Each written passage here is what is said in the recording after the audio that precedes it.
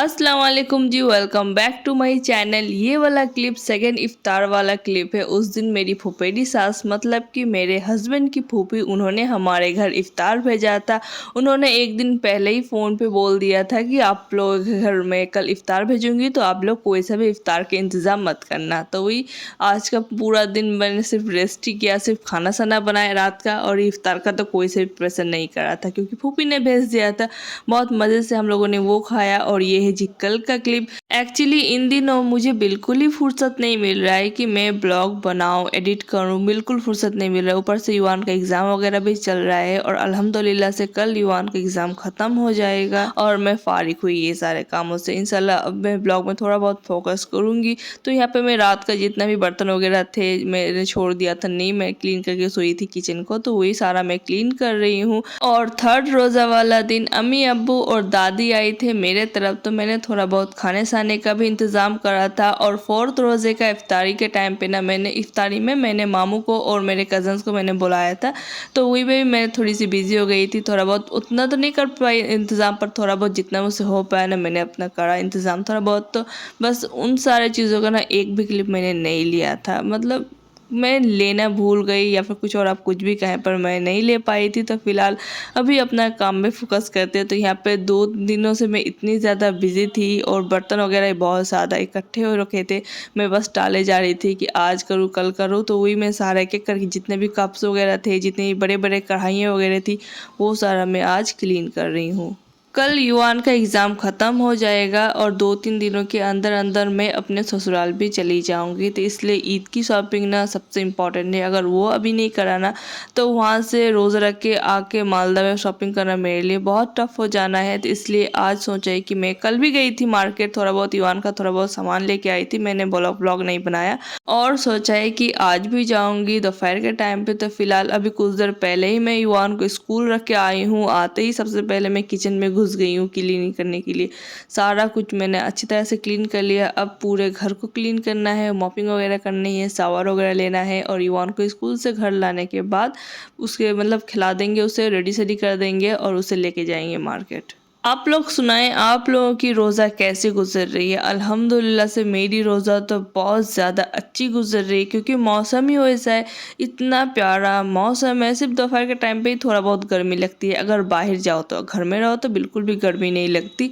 बहुत ज़्यादा कोजी, बहुत अच्छा वेदर अभी आजकल होया हुआ है, तो बिल्कुल रोज़े का पता नहीं चल रहा। रोज़ा पे तो हम ख़वातीन कुछ ज़्यादा ही बिज़ी हो जाती है। ऐसे नॉर्मल डेज़ में भी बिज़ी रहती है, पर जैसे कि मैं बहुत ज़्यादा बिज़ी हो जाती हूँ रोज़े पे, क्योंकि मैंने कोई से भी हाउस हेल्पर नहीं रखा। सारा काम खुद से करना पड़ता है मुझे।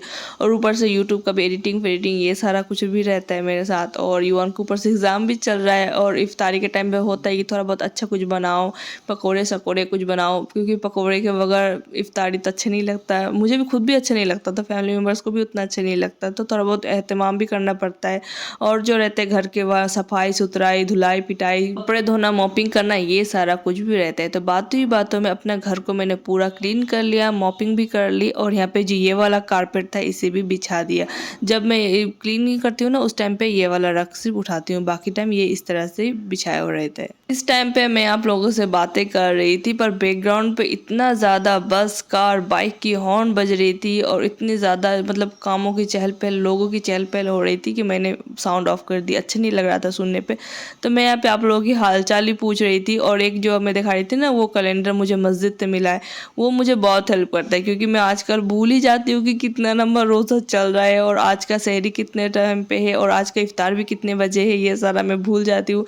तो मैं उस कैलेंडर को देख के सारा कुछ मैनेज करती हूँ और याद करती हूँ। चले जी अभी जाते हैं युवान को स्कूल से लाने के लिए, क्योंकि वो अभी नर्सरी पे पढ़ता है। सिर्फ 2 आवर्स की उसका एग्ज़ाम होता है और 2 आवर्स कैसे गुजर जाते हैं घर पे मुझे बिल्कुल पता नहीं चलता। ऐसे लग रहा था कि अभी तो रख के आई हूँ और अभी वक्त भी हो गया, इतनी जल्दी टाइम गुजर गया।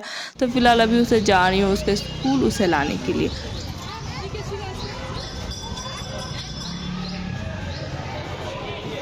स्कूल से लाने के बाद युवान को मैंने चेंज करवाया, फ्रेश करवाया और ये वाला हॉटपॉट में देखिए कितने सारा पराठे रखे हुए हैं। एक्चुअली हुआ ये था कि कल रात को मैंने पराठे बनाए थे इसलिए कि सहरी पे खा लूँगी, क्योंकि सहरी पे मेरा जब कुछ खाने का दिल नहीं करता तो मैं बनाऊँ क्या, तो इसलिए मैंने रात को बनाया था। और हुआ यूँ था कि मैंने अलार्म लगाना भूल चुकी थी और मैं रात मतलब सहरी के टाइम पे मैं उठी ही नहीं थी।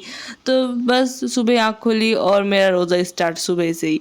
तो वही जी, अभी दोपहर का टाइम हो रहा था, आई थिंक 1 या 1:30 बज रहा था और हम लोग आए थे मार्केट में युवान आया था और मेरी खलम्मी और उनके बेटा रियाद, हम चारों ही आए थे मार्केट पे। और ये रही जी मेरी खलम्मी। सबसे पहले तो हम लोग आ गए थे रूपर्स कलेक्शन पे।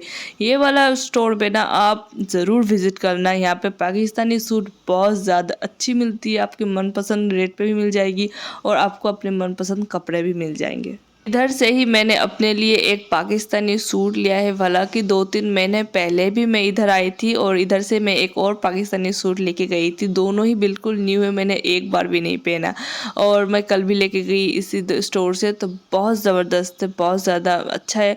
और इधर हम लोग देख रहे थे साड़ियाँ, कुछ साड़ियाँ लेनी थी खलम्मी को, तो वही सारा साड़ियाँ यहाँ पे हम लोग देख रहे थे।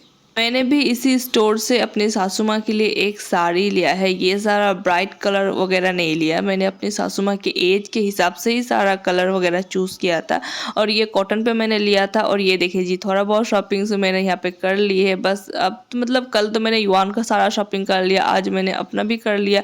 बस एक ही सूट मुझे मिला है और कोई भी वहाँ पे कलेक्शन नहीं था। उन्होंने कहा कि 2-3 दिनों बाद और भी आएंगे, तब आके देख के जाना। इधर सारा ब्लाउज वगैरह और दुपट्टे वगैरह ये सारा कुछ हम लोग देख रहे थे।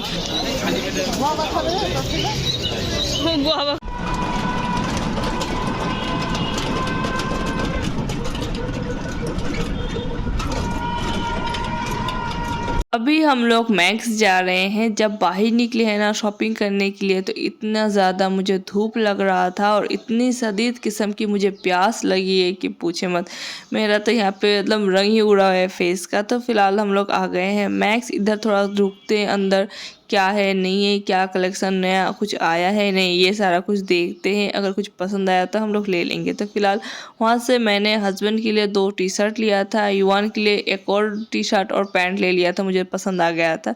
ये सारा कुछ लेके हम लोग घर आ गए थे और घर आते आते ना 4 बज ही चुके थे। घर आके सबसे पहले तो मैंने रेस्ट लिया, नमाज वगैरह पढ़ा और मतलब कि 5 बज रहा था तभी मैं किचन पे आई थी और यहाँ पे मैं मिक्स पकोड़ा बना रही थी। मेरे पास थोड़ा सा पालक रखा हुआ था तो उसे मैंने धो के काट लिया था, आलू वगैरह को चॉप्ट कर लिया था, प्याज 2-3 प्याज ले लिए थे, सारे को हाथों को थ्रू मसल लूँगी। और मैंने जो बेसन मिक्स बना के रखा है ना, उसका मेरा आज बहुत ज़्यादा मुझे फ़ायदा मिला है, बहुत ज़्यादा सहूलियत हो गई है। सच को तो ये सारा कुछ बना के ज़िंदगी में 5 मिनट नहीं लगा है ये पकोड़ा मिक्स का बैटर बनाने में। नमक वगैरह ठीक ठाक हुआ है या नहीं हुआ, ये सारा कुछ कभी कोई झंझट नहीं। बस बेसन मिक्स डालो, अच्छी तरह से मिक्स करो, थोड़ा सा पानी दे दो, मिक्स कर लो, मज़ेदार सा आपका पकोड़ा मिक्स का बैटर बनके तैयार है। बस दूसरी तरफ मैंने कढ़ाई भी चढ़ा दिया था, ऑयल भी दे दिया था, ऑयल भी गर्म हो चुका था। सारा कुछ को बाइंडिंग होते ही मैं थोड़ा थोड़ा करके पोर्शन दे दूंगी ऑयल पे और इसे फ्राई कर लूँगी। बहुत मज़ेदार सा पकौड़ा बनके तैयार हो जाएगा।